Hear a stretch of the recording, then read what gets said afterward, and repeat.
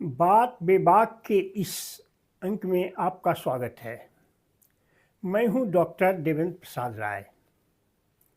आज मैं आपके सामने 2020 के असेंबली इलेक्शन के कुछ तिलिस्म और कुछ तिक्रम और कुछ षड्यंत्र के बारे में और उससे उपजी जो वातावरण बना उसके बारे में मैं आज से बात करूंगा।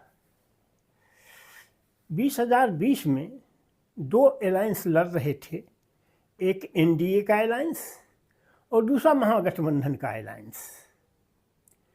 दोनों गठबंधन में जो सीटों का जो विजय प्राप्त किए उसमें सबसे बड़ी पार्टी हुई राजद, 75 सीटें जीती। उसके बाद बीजेपी जो 74 सीटें जीती। तीसरे स्थान पर रहे जदयू, जिनको 43 सीटें मिली। मैं इसी सब पर अपना आज का वीडियो केंद्रित करूंगा। मित्रों, इसमें एक षड्यंत्र हुआ। षड्यंत्र क्या था?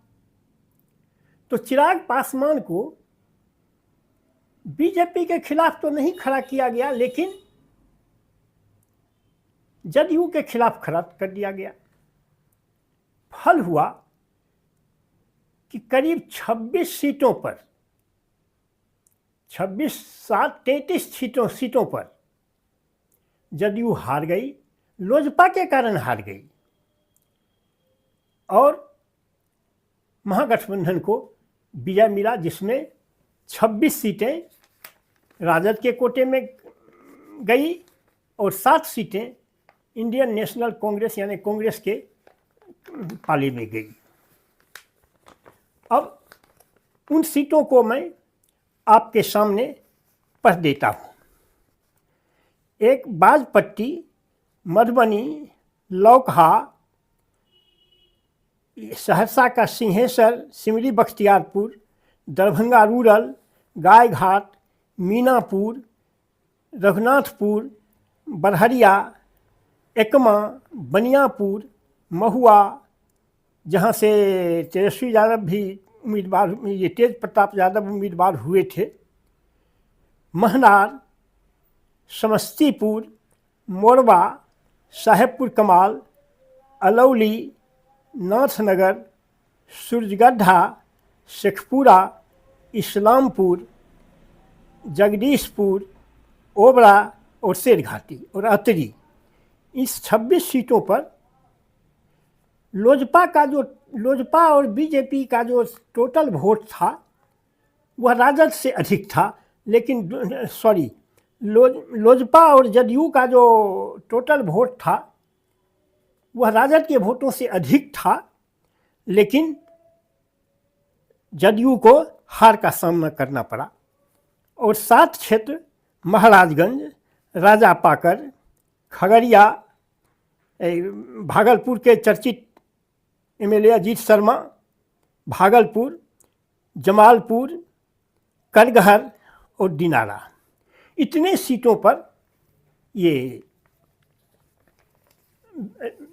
जदयू को लोजपा के कारण हार का सामना करना पड़ा।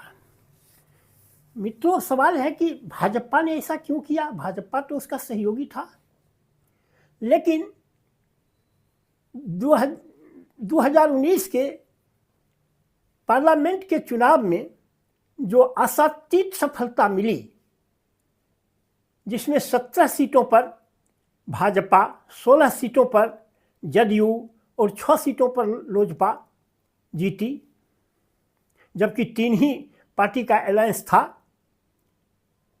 इससे वह इतनी आत्ममुग्ध हो गई बीजेपी कि उसने सोचा कि हम कुछ तिक्रम भी करेंगे तो भी हमारी सत्ता आ जाएगी, गठबंधन ये एनडीए की सत्ता आ जाएगी, और हुआ भी। लेकिन अगर 5 सीट और अगर हार जाते तो आज बिहार की राजनीति का जो दिशा है और धारा है वह दूसरी होती। बहुत नाकों चने जपाने पड़ते भाजपा और जदयू दोनों को। फिर भी होता क्या या नहीं, यह तो अब कोई कह नहीं सकता है। तो मित्रों, अब ये क्यों हुआ? इसलिए अगर भाजपा का ने अगर यह षड्यंत्र न रचा होता जदयू को अपना नीचा दिखाने के लिए, तो आज विधानसभा में जो सबसे बड़ी पार्टी थी राजद, जिसको 75 सीटें मिली, वह 49 पर चला आता। कांग्रेस जो 19 पर थी सो 12 पर चला आता, और जदयू 73 पर चला जाता।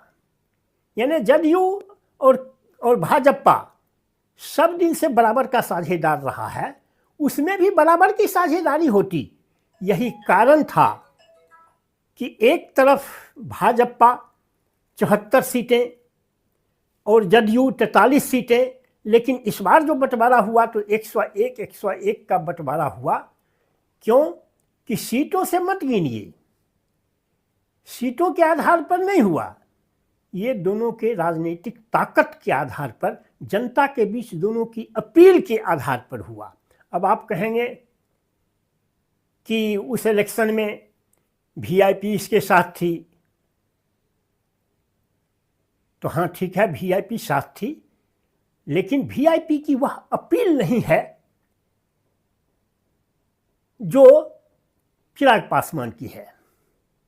क्योंकि आपको मैंने पूर्व के वीडियो में कह दिया है, 2.6% मलाह हैं, लेकिन 5.35% दुसाध हैं। तो जितनी अपील लोजपा की है, उतनी अपील फिर लोजपा को दुसाध के बाद भी कुछ दलित लोग उसके साथ हैं। तो इसलिए जितनी लोजपा की अपील है, उतनी वीआईपी की अपील नहीं है। इसलिए आप इस आईने में 2020 के चुनाव का मूल्यांकन किया जाना चाहिए। अब अगर आपको हमारी बातें पसंद आई हों तो आप इसे लाइक और सब्सक्राइब करें। धन्यवाद।